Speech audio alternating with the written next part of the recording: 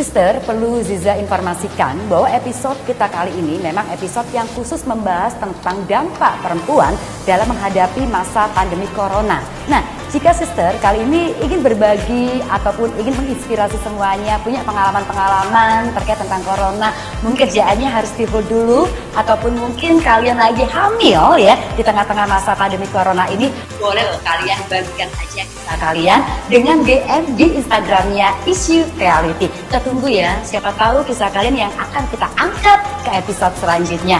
Hana, kita kembali lagi. Hai. Di Indonesia itu kan memang sudah harus di dalam rumah ya, atau di rumah saja sudah beberapa bulan. Tapi kenyataannya di jalan-jalan juga sudah mulai rame lagi. Mungkin udah banyak yang bosan nih Han ya. Nah, kalau di Kanada sendiri dengan menerapkannya lockdown selama 2 bulan, apakah masyarakat sana juga masih ada yang keluar? Kalau memang udah keluar, apakah ada punishment yang didapatkan oleh warganya? Sebenarnya sih kalau dilihat dari berita ya, masyarakat itu pasti masih ada lah ya. Yang bosen itu pasti masih ada, yang keluar pun juga masih ada. Tapi memang di Kanada mayoritas itu nurut. Dan oleh karena mayoritas itu nurut, maka nggak ada penetapan hukuman bagi yang keluar-keluar. Jadi yang keluar-keluar itu nggak sebanyak yang nurut ya. Dan terbukti juga sih dengan banyaknya orang yang keluar di negara tetangga ya, di Amerika Serikat, malah mereka pandemi coronavirusnya itu nggak reda gitu. Jadi makin banyak yang kena coronavirus. Jadi kayaknya warga Kanada takut ya. Jadi walaupun banyak yang keluar, tapi nggak sebanyak mayoritas yang memilih untuk tetap di rumah aja. Keren banget ya, banyak yang keluar tapi tidak sebanyak orang yang menurut untuk di rumah aja. Keren banget ya, keren banget loh ini.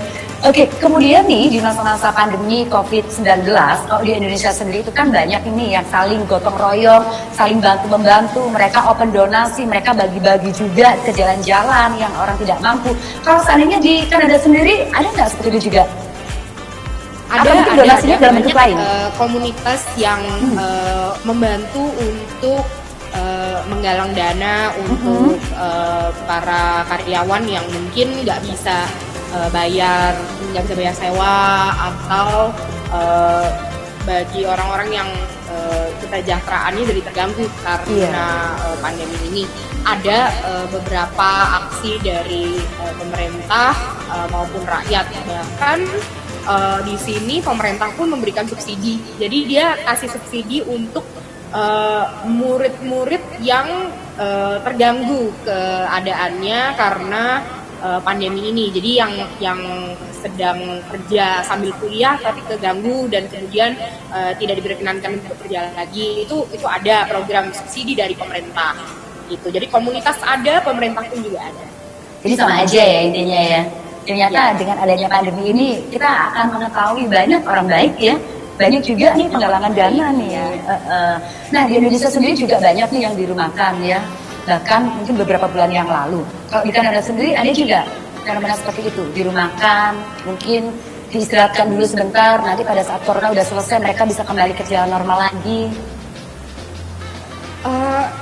Kalau di Kanada sih kebanyakan memang dijamin ya.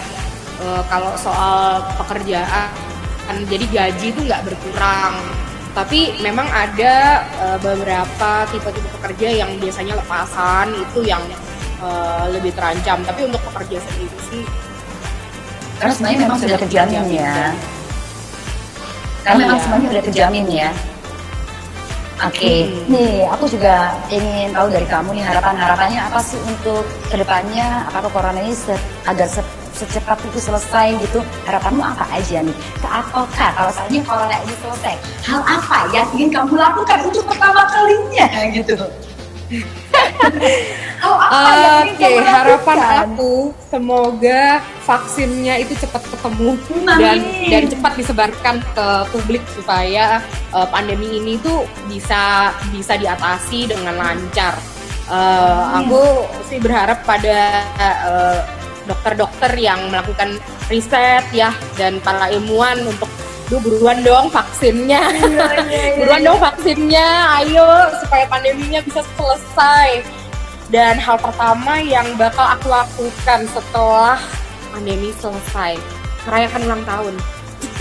soalnya aku ulang tahun di dalam, jadi ya bisa merayakan. Jadi hal pertama yang aku mau lakukan adalah merayakan ulang tahun. Bulan berapa sih ulang tahun kamu? Bulan Mei. Oke, baiklah. Udah lewat atau masih mau lewat nih tanggalnya? Masih belum ini. Aku di pertengahan Mei ulang tahun. Aduh, jadi ya kalau seandainya corona udah selesai, langsung kamu undang teman-teman untuk merayakan hari kelahiran kamu ya. Iya, langsung. Aku baru dengar ya, hanya satu orang aja yang habis corona selesai, hanya Hana loh, yang ingin merayakan ulang tahun. Kalau yang lain-lain, aku pengen nge-mall, aku pengen liburan, aku pengen ketemu pacar, aku pengen peluk pacar. Kalau kamu enggak ya, aku pengen merayakan ulang tahun. Baru kamu Ulang tahun. Aduh, Simpel aja, pengen ulang tahun. Ya. Baru kamu loh Hana, baru kamu ya. Keren banget nih. Kira-kira berapa banyak nih yang akan diundang kalau nanti ulang tahun?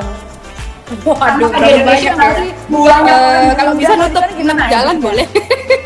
Enggak, kalau di Indonesia itu kan kalau ulang tahun itu kan banyak banget yang diundangkan teman SD, teman SMP, teman SMA. Kalau habit dari masyarakat Kanada itu gimana sih dalam merayakan ulang Sama, tahun? hampir sama kayak Hampir sama. teman-teman kampus, teman-teman yang kenalnya dari mana itu semuanya diundang untuk makan-makan di rumah atau untuk silaturahmi. Sama sih, hampir sama kita kebiasaannya.